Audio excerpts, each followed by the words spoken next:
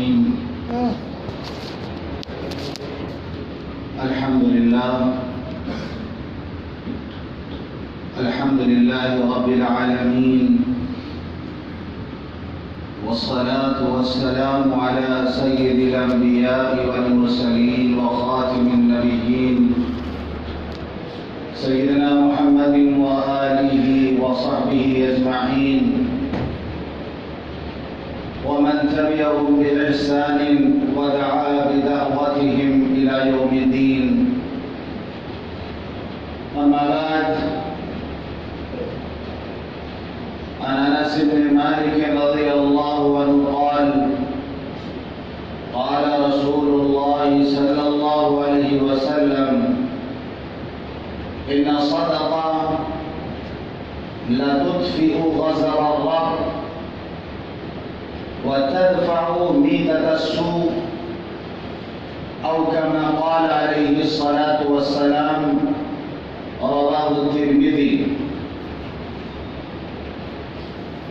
محترم بزرگوں، دوستوں اور دینی بھائیوں، ایک مرتبہ حضور پاک صلی اللہ علیہ وسلم نے قسم کھا کر ارشاد فرمایا: ثلاث اقسم علیہن،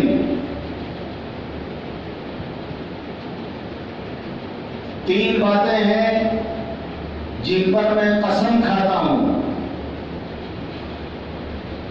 جب کسی بات پر ہمارے نبی حضرت محمد صلی اللہ علیہ وسلم قسم کھائیں اور قسم کھا کے بتائیں تو پھر وہ کتنی اہم بات ہوگی. آپ کی تعلیم و تربیت کا ایک طریقہ یہ بھی تھا کہ آپ کبھی کبھی بات کو مؤکد کرنے کے لیے قسم کھاتے تھے. اکثر حدیثوں میں ملتا ہے: والذی نفسی بیدی، والذی نفسی بیدی، قسم ہے اس ذات کی جس کے قبضے میں میری جان ہے، قسم ہے اس ذات کی جس کے قبضے میں میری جان ہے. کبھی کبھی تو آپ تین قسمیں آپ نے کھائی. ایک حدیث میں تین قسم ہے: واللہ لا یؤمن، واللہ لا یؤمن، واللہ لا یؤمن. قیل من یا رسول اللہ؟ قال من لا یأمن جارہ بوائقہ. قسم خدا کی وہ مومن نہیں، قسم خدا کی وہ مومن نہیں، قسم خدا کی وہ مومن نہیں. صحابہ نے عرض کیا: اللہ کے رسول، کون مومن نہیں؟ آپ نے فرمایا: جس کی شرارت سے اس کا پڑوسی محفوظ نہ ہو. تین مرتبہ قسم کھائی آپ نے. اس سے اندازہ لگتا ہے کہ پڑوسیوں کا کتنا خیال رکھنا چاہیے کہ اگر آدمی پڑوسی کو تکلیف پہنچاتا ہے تو فرمایا قسم کھا کے فرمائے تو مومن نہیں.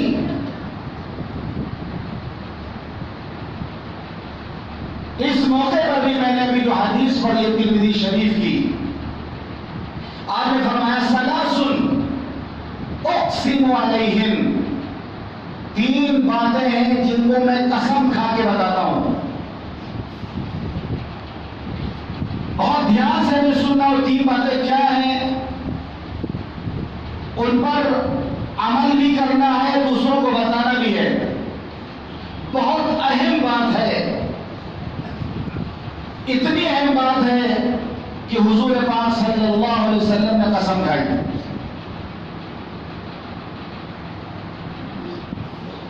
آپ نے قسم کھا کے فرمایا کہ صدقہ کرنے سے مال کم نہیں ہوتا، صدقہ کرنے سے مال نہ کبھی کسی کا کم ہوا ہے اور نہ کم ہوگا. ہمارے یہ ہے کہ اگر ہماری پاکٹ میں 1000 روپے ہیں، 100 روپے ہم نے صدقہ کر دیا تو 900 بچے، 100 روپے کم ہو گئے، 900 ہمارے پاس بچے، تو ہمیں جو نظر آ رہا وہ کم ہوتا ہوا نظر آ رہا۔ ہمارے پاس 100 روپے تھے، ہم نے 10 روپے صدقہ کر دیا، 90 روپے ہمارے پاس بچے۔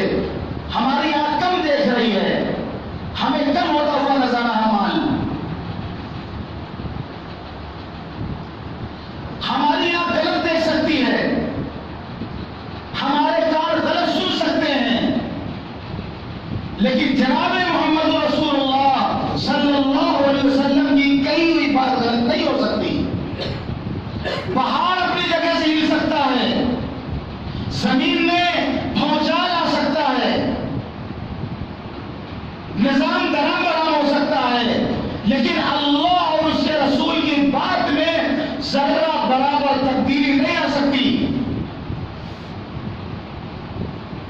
آپ نے فرما دیا کہ صدقہ کرنے سے مال کم نہیں ہوتا، تو ہم کہیں آمنا و صدقنا، اللہ کے رسول نے جو کہا ہم اس پر ایمان لائے، اس کی تصدیق کرتے ہیں۔ آپ نے حق فرمایا، آپ نے سچ فرمایا، ہمیں نظر آتا ہو کہ مال کم ہو رہا لیکن مال بڑھ رہا ہے۔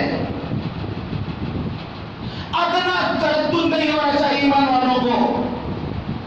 جیسے صدیق اکبر کے پاس کفار آئے یہ بتانے کے لیے کہ تمہارے ساتھی محمد صلی اللہ علیہ وسلم یہ بتا رہے ہیں کہ رات کو وہ معراج میں گئے تھے، یہاں سے بیت المقدس بھی گئے اور جو ہے ساتوں آسمان پہ بھی گئے، جنت جہنم کو دیکھا، رات میں وہ واپس بھی آ گئے، یقین کرنے والی بات ہے۔ تو صدیق اکبر نے فرمایا اس میں کوئی شک نہیں، اس میں کوئی شک نہیں، یہ کون سی بڑی بات ہو گئی؟ ہم تو اس پر بھی ایمان رکھتے ہیں کہ آسمان سے فرشتہ ایک دن میں کئی دفعہ ان کے پاس ملنے کے لیے آتا ہے۔ اگر ایک مرتبہ زمین والا آسمان پہ چلا گیا تو کون سی تعجب کی بات ہے؟ ادنا تردد نہیں ہونا چاہیے۔ آپ نے فرما دیا، وہ بھی قسم کھا کے فرمایا کہ صدقہ کرنے سے مال کم نہیں ہوتا۔ آج اس وقت مسلمانوں میں زکات دینے والے ہیں، ماشاءاللہ زکات دیتے ہیں، زکات ادا کرتے ہیں،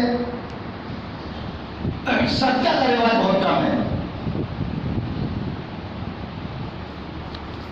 صدقے کا رواج بہت کم ہے۔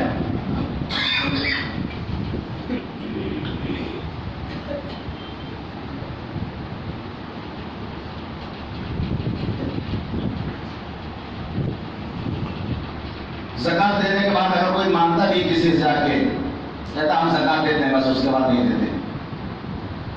صدقے کا مزاج کم ہوتا جا رہا ہے۔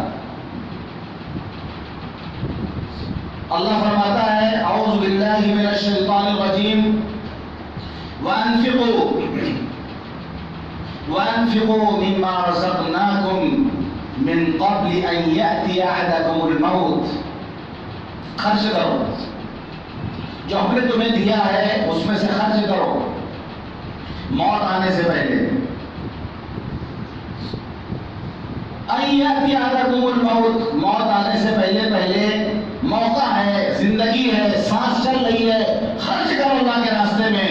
جو اللہ نے دیا ہے، اللہ نے دیا ہے، اللہ کے راستے میں خرچ کرو۔ یہ ایسا نہ ہو کہ موت آ جائے فیقول رب لولا اخرتنی الی اجل قریب، کہ اللہ نے تھوڑی مہلت آپ اور دے دیتے، فاصدق، ہم خوب صدقہ کرتے، ہمیں مہلت مل جاتی، دنیا میں اور زیادہ ایک بار مل جاتا، جانے کا موقع مل جاتا تو ہم خوب صدقہ کرتے۔ فاصدق وَأَكُن مِّنَ الصَّالِحِينَ، بہت نیک متقی پرہیزگار بن جاتے اگر تھوڑی مہلت ہمیں مل جاتی۔ اگر تھوڑی مہلت ہمیں مل جاتی ہم خوب صدقہ خیرات کرتے، نیک متقی پرہیزگار بن جاتے۔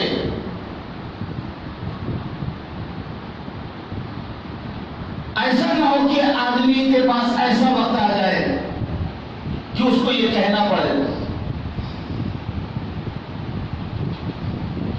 موت آنے سے پہلے یہ زندگی جو ہے ہمارے پاس، جو سانسیں ہمارے چل رہی ہیں، تو اس سے پتہ چلتا ہے کہ ہمیں خوب صدقہ کرنا چاہیے، کیونکہ مرنے کے بعد جو قرآن کہتا ہے وہ یہ نہیں کہا کہ اللہ ہمیں مہلت دے دے، ہم بہت نماز پڑھیں گے، ہم بہت تلاوت کریں گے، ہم بہت ذکر کریں گے، ہم بہت حج کریں گے، کہا اس نے ہم خوب صدقہ کریں گے، کیونکہ صدقے کا ثواب وہاں پر اس نے اپنے آنکھوں سے دیکھ لیا کہ اللہ تعالیٰ صدقے کا ثواب کتنا زیادہ دے دیتے ہیں۔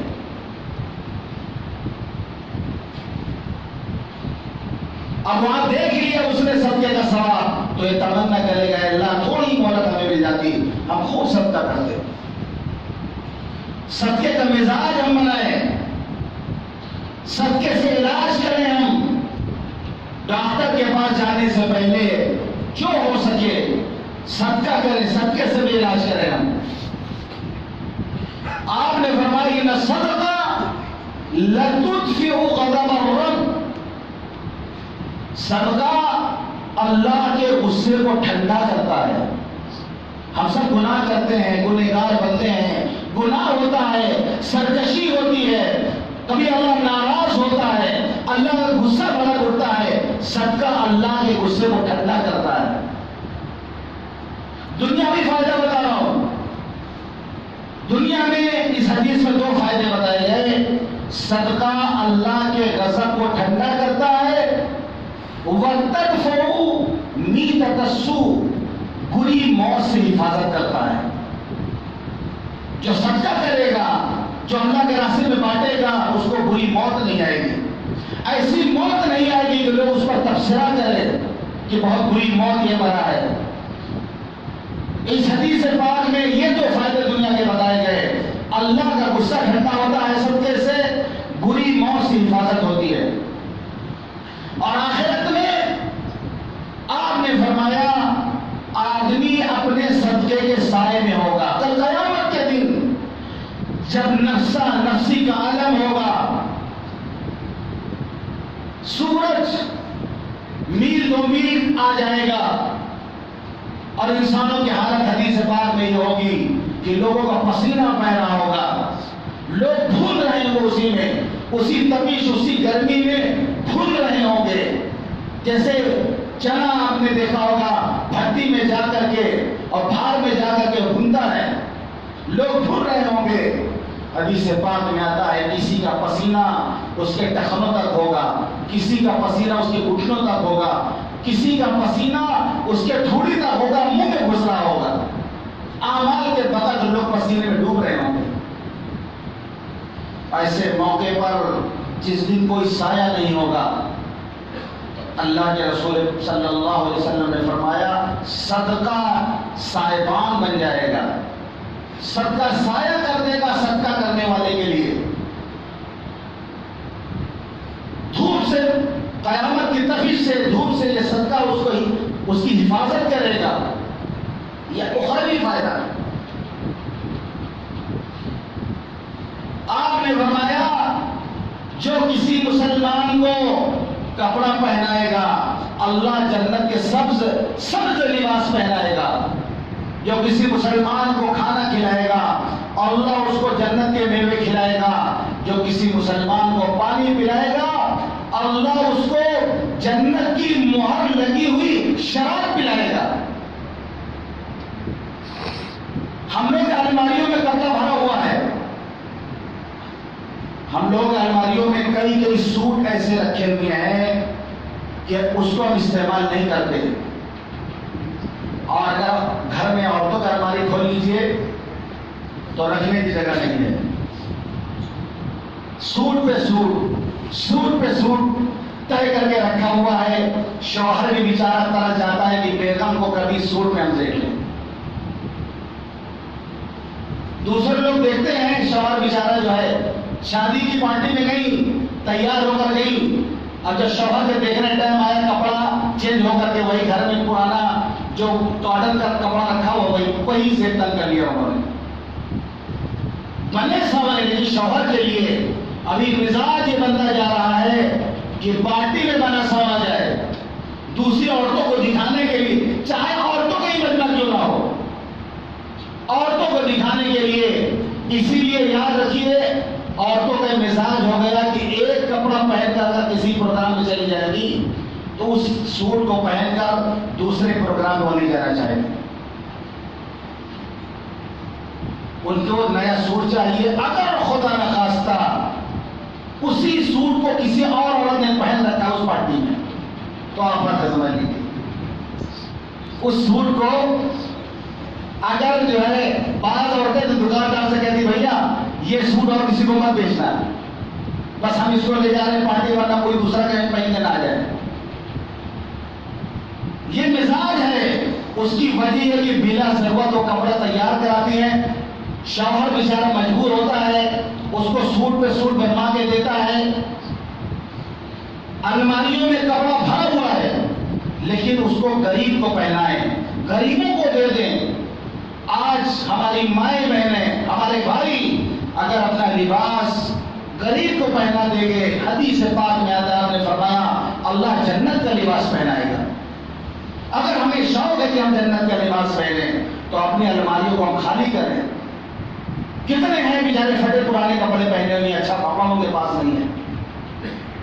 یہاں حدیث پاک میں آتا ہے کہ اگر کوئی کسی کو کپڑا پہنا دے، جب تک وہ کپڑا اس کے بدن پہ رہے گا دینے والا اللہ کی حفظ و امان میں رہتا ہے، اللہ اس کی حفاظت کرتا رہتا ہے دینے والے کی۔ کتنی بڑی بات ہے کہ اگر ہم کسی کو لباس پہنائے تو اللہ کی حفظ و امان میں آتے ہیں۔ کپڑا اس طرح رکھا ہوا ہے، پہنا دیا، آم کے آم اور اڈلی کے دام، کہاوت مشہور ہے آم کے آم اڈلی کے دام، کام بھی ہمارا ہو گیا، اللہ کی حفاظت میں آ گئے، سامنے والے کا بھلا بھی ہو گیا۔ تو صدقے کا مزاج بنائیں، صدقہ کسی غریب کو دینا صدقے کا ثواب ملتا ہے، لیکن رشتہ دار پہ صدقہ کرنا دوگنا اجر ملتا ہے، صدقے کا ثواب ملتا ہے اور قرابت داری کا بھی، رشتے کا حق ادا کرنے کا بھی ثواب ملتا ہے۔ جو لوگ دنیا سے جا چکے ہیں، جو لوگ دنیا سے تشریف لے جا چکے ہیں، ان کی طرف سے بھی اگر کوئی صدقہ کرے تو ثواب ملتا ہے۔ حدیث پاک میں آتا ہے کہ ایک شخص، حضرت عائشہ رضی اللہ عنہ روایت کرتی ہیں کہ ایک شخص حضور پاک صلی اللہ علیہ وسلم کی خدمت میں آیا تھا کہ اللہ کے رسول میری والدہ کا اچانک انتقال ہو گیا، اچانک انتقال ہو گیا، اگر ان کو مہلت ملتی، یہاں بھی وہی لفظ سن لیجیے، اگر ان کو مہلت ملتی تو وہ کچھ صدقہ کر دیتی، اگر میں ان کی طرف سے صدقہ کروں تو کیا وہ قبول ہوگا؟ آپ نے فرمایا ہاں، ان کی طرف سے صدقہ کرو، اللہ قبول کرے۔ حضرت سعد بن عبادہ رضی اللہ عنہ جو والدہ کا انتقال ہوا، وہ موجود نہیں تھے، حضور پاک صلی اللہ علیہ وسلم کے ساتھ غزوے میں گئے ہوئے تھے، واپس تشریف لائے، عرض کیا اللہ کے رسول میری والدہ کا انتقال ہوا، میں یہاں موجود نہیں تھا، میں اپنی والدہ کی طرف سے اگر صدقہ کروں تو اس کا ثواب ان کو ملے گا؟ آپ نے فرمایا ملے گا۔ تو انہوں نے فرمایا اللہ کے رسول آپ گواہ رہیں، آپ گواہ رہیں، میں اپنا فلاں باغ اپنی والدہ کے نام پہ صدقہ کرتا ہوں۔ تو یہ اصول یاد رکھیں، قسم کھا کے آپ نے فرمایا صدقہ کرنے سے مال کم نہیں ہوتا، اس لیے ہمیں ڈرنا نہیں چاہیے، ہمیں ڈرنا نہیں چاہیے، ہمیں بے درے خرچ کرنا چاہیے۔ گن گن کے خرچ کریں گے وہاں سے بھی گن گن کے ملے گا، بغیر گنے کریں گے تو وہاں سے بھی بغیر گنے ملے گا۔ 10 گنے سے لے کر 700 گنے تک اللہ دیتا ہے، اور واللہ یضاعف لمن یشاء، اللہ جس کو چاہے بڑھا کے بھی دیتا ہے۔ تو پہلی بات آپ نے قسم کھا کے فرمایا کہ صدقہ کرنے سے مال کم نہیں ہوتا۔ دوسری بات آپ نے قسم کھا کے فرمایا اگر کسی پر ظلم و زیادتی کی جائے وہ صبر کرے تو ایک وقت آئے گا کہ اللہ اس کو عزت سے نوازے گا۔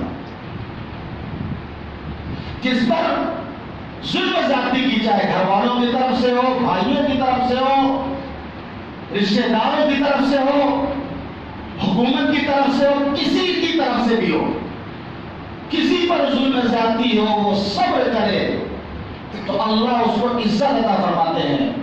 سورہ یوسف پڑھنے، حضرت یوسف علیہ السلام کا واقعہ پڑھنے آپ، پاک پارے میں سورسو کا ترجمہ پڑھنے آپ باپ محبت کرتے تھے، بھائیوں نے حسد کیا کہ باپ سے دور کر دیا جائے تو ابا ہم لوگوں کو زیادہ چاہیں گے، دور کر دیا، کنویں میں لے جا کے بیچ دیا، اور باپ کی محبت پھر اتنی زیادہ ہوئی یوسف کی محبت پہ اتنا روئے کہ آنکھوں کی بینائی چلی گئی۔ باپ کی محبت کم کرنا چاہا، باپ کی محبت بڑھ گئی، غلام بنا کے بیچ دیا، غلام بنا کے قافلے والوں کے ہاتھ بیچ دیا۔ اللہ نے مصر کے تخت میں ان کو بیرانی عزت عطا فرمائی، اور آپ نے حضرت یوسف علیہ السلام کی زبان قرآن میں ہے وَمَن يَتَّقِ وَيَصْبِرْ فَإِنَّ اللَّهَ لَا يُضِيعُ أَجْرَ الْمُحْسِنِينَ۔ فرمایا جو تقوی اختیار کرے گا اور صبر کرے گا، اللہ احسان کرنے والے کے اجر کو ضائع نہیں کرتا۔ بھائی آئے ہیں، بھائیوں کے سامنے ساری باتیں ہوئی تھی، پورا واقعہ تفصیل کے ساتھ لکھا ہوا ہے، اور پھر آخر میں یہ ہے کہ حضرت یوسف علیہ السلام کہتے ہیں وَمَن يَتَّقِ، جو تقوی اختیار کرے گا اور صبر کرے گا۔ حضرت یوسف علیہ السلام نے صبر کیا تو اللہ نے ان کو وقت کا بادشاہ بنایا۔ تو اگر کسی پر ظلم و زیادتی ہو، صبر کرے، وقت کا انتظار کرے۔ صرف ہمارے پاس صبر نہیں ہوتا ہے، صبر کا پیمانہ بہت چھوٹا ہے ہم لوگوں کا، اس پیمانے کو ہم بڑا کریں۔ صبر کا پیمانہ لبریز نہ ہونے دیں، یہ سوچیں کہ اگر ہمارے ساتھ مسائل آئیں گے تو اللہ کی مدد بھی ہمارے ساتھ رہے گی۔ اللہ فرماتا ہے ان اللہ مع الصابرین، اللہ صبر کرنے والوں کو ساتھ دیتا ہے، اللہ صبر کرنے والوں کو ساتھ ہوتا ہے۔ اور قیامت کے دن بھی انما یوفی الصابرون اجرهم بغیر حساب، کہ کل قیامت کے دن اللہ صبر کرنے والوں کو بے حساب اجر دے گا۔ ہم اپنے صبر کے پیمانوں کو بڑھائیں، خاموش رہیں، یاد رکھیں، خاموش رہیں، صبر کریں، وقت خود بتا دیتا ہے۔ جیسے حضرت یوسف علیہ السلام کے ساتھ ہوا کہ وہی بھائی جو دشمن بنے ہوئے تھے، جنہوں نے کنویں میں لا کے ڈالا تھا، دشمنی کی تھی، وہ وقت آیا ہے کہ حضرت یوسف علیہ السلام تخت میں بیٹھے ہوئے ہیں اور بھائی سجدے میں پڑے ہوئے ہیں، سامنے جھکنا پڑا ان کے سامنے انہیں، لیکن وقت کا انتظار کیا۔ 30-40 سال لگا ہے وقت آنے میں۔ اگر کسی کے ساتھ ایسے مسائل ہیں، چاہے گھر والوں کی طرف سے ہو، پاس پڑوس والوں کی طرف سے ہو، محلے والوں کی طرف سے ہو، کسی چودھری، کسی بوس اور کسی لیڈر یا کسی جو ہے اور بڑے عہدیدار کی طرف سے ہو، وہ خاموش رہے، وقت کا انتظار کرے، وقت بتا دیتا ہے، وقت بہت بڑا منصف ہے۔ تو دوسری بات آپ نے قسم کھا کے فرمایا، اور تیسری بات آپ نے قسم کھا کے ارشاد فرمایا جو شخص سوال کا دروازہ کھولے گا، مانگنے کا دروازہ کھولے گا، اللہ ضرورتوں کے دروازے اس کو کھول دے گا۔ ہم یہ نہ سوچتے کہ مانگ لے، اس سے مانگ لے، اس سے مانگ لے۔ مانگنے کا دروازہ اگر کوئی کھولے گا تو اللہ ضرورتوں کے دروازے اس کے لیے کھول دے گا، اس کی ضرورت پوری نہیں ہوگی۔ ضرورت پہ ضرورت، ضرورت پہ ضرورت، مسائل پہ مسائل، ایک مسائل سے نکلے گا دوسرے مسائل میں جا کے گرے گا وہ۔ آپ نے صحابہ سے فرمایا تھا سوال مت کرنا، تو صحابہ کا معاملہ یہ تھا، سواری پر سوار رہتے تھے، اگر ہاتھ سے کوڑا جو ہوتا تھا سواری کا، اگر کوڑا بھی گر جاتا تھا تو سامنے والے سے نہیں کہتے تھے کہ اس کو اٹھا دو، بلکہ سواری سے اتر کر کے اور پھر اس کو اٹھا دیتے، کہ حضور پاک صلی اللہ علیہ وسلم نے سوال کرنے سے منع کیا۔ آج بھی جو اللہ والے ہیں احتیاط کرتے ہیں سوال کرنے سے، اس لیے کہ السؤال ذل، حدیث میں آتا ہے سوال ذلت کی چیز ہے۔ السؤال ذل، سوال ذلت کی چیز ہے، ذلت کا کام ہے۔ آپ دوسروں کے سامنے ہاتھ پھیلائیں، ذلت کی چیز ہے یہ۔ اگلے کا دل ہے دے چاہے نہ دے وہ آپ کو، تو سوال خود ذلت کی چیز ہے۔ آپ نے کہا بھیا اسے کر دو، کہ آپ نہیں کریں گے، بے عزتی ہو گئی آپ کی۔ میں نے دیکھا ہمارے استاد محترم حضرت مولانا عبداللہ حافظ صاحب، اللہ ان کی بال بال مغفرت فرمائے، کروڑ کروڑ جنت نصیب فرمائے، سفر میں جا رہے تھے، اپر برتھ لوور برتھ، اپر برتھ ان کی تھی، لوور پہ جو تھا ایک نوجوان لڑکا تھا،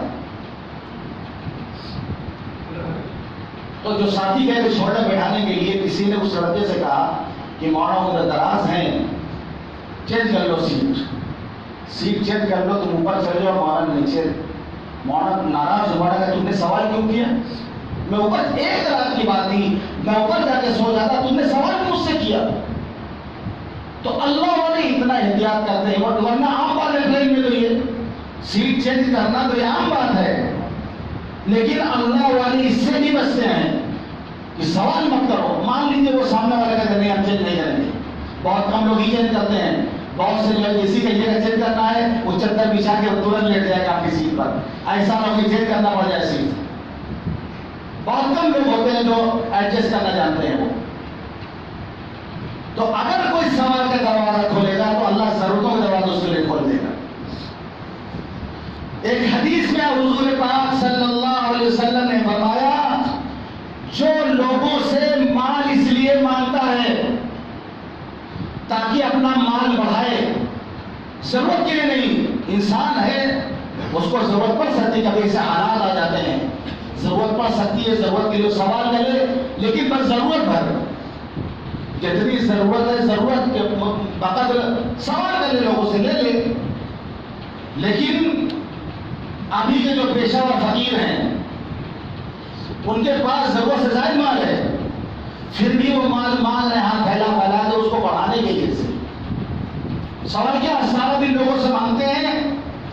میں ابھی ٹرین سے سفر کر کے آ رہا تھا، ابھی میں آ رہا تھا کل ٹرین سے، تو میں نے دیکھا ایک آدمی کا پیر ٹوٹا ہوا، بیساکھی لگائے ہوئے، وہ آ رہا ہے، ہم نے سوچا کوئی مانگنے والا ہوگا، لیکن پھر میں نے دیکھا کہ اخبار ایک بغل میں دبائے ہوئے، اخبار وہ پیپر بیچ رہا تھا، تو ہم نے نیت کر لیا تھا دیکھ کے کہ اس سے اخبار خرید لیں گے، کہ اچھا لگا دیکھ کر، وہ چاہتا تو بھیک مانگ سکتا تھا اور لوگ خوب دیتے اس کو، لیکن بھیک مانگنا اس نے گوارا نہیں کیا، ٹرین میں گھوم کے وہ اخبار بیچ رہا تھا۔ تو میرے پاس جب وہ آیا تو کہنے لگا بھائی صاحب اخبار لے لیجیے، بکا نہیں ہے، پہلے آگے بتایا، کچھ پیسے ہاتھ میں سکہ لیا ہوا دکھایا، بکا نہیں ہے۔ اس کے الفاظ یہ تھے، اگر میں ابھی بھیک مانگ رہا ہوتا تو بہت پیسہ مل جاتا ہم کو۔ اس نے کہا اگر میں بھیک مانگ رہا ہوتا تو بہت پیسہ ہمیں مل جاتا، لیکن اخبار کوئی نہیں لے رہا ہے، تو ہم نے اس سے اخبار خریدا، جبکہ ہم کو پڑھنا نہیں تھا اخبار، لیکن ہم نے اس کو خرید کر کے رکھ دیا۔ سہمیت یہ ہے کہ آج ہم سب کا مزاج یہ بن گیا ہے، یہ آپ سبق لے کے جائیں یہاں سے۔